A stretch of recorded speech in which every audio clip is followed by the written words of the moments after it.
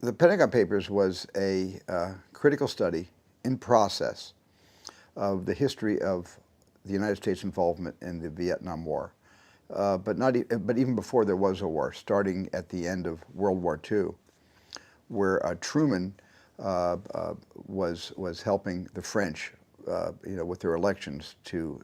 I think they made a deal during the war that the French would be able to stay in Southeast Asia, stay in Vietnam, and Truman helped them to do that with a $10 million investment in the French in their interest in Southeast Asia, and I think it was a little bit of diplomatic. I'll rub your back if you rub mine, but there's something did happen that's in the Pentagon Papers between Truman and France. Probably the biggest decision Katharine Graham was presented to make, and a decision that she very easily may have decided to defer, or simply, decide not to jeopardize the IPO and jeopardize all the livelihoods of all the employees at the Washington Post. It could have all been let go had this gone in another direction.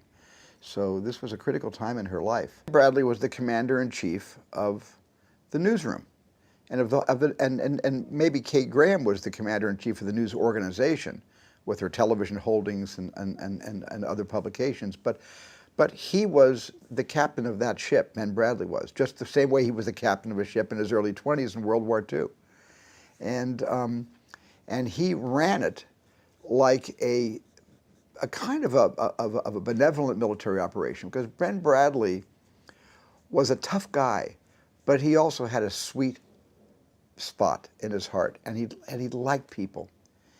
And as impatient as he sometimes could be, he had infinite patience, which kept everybody a family.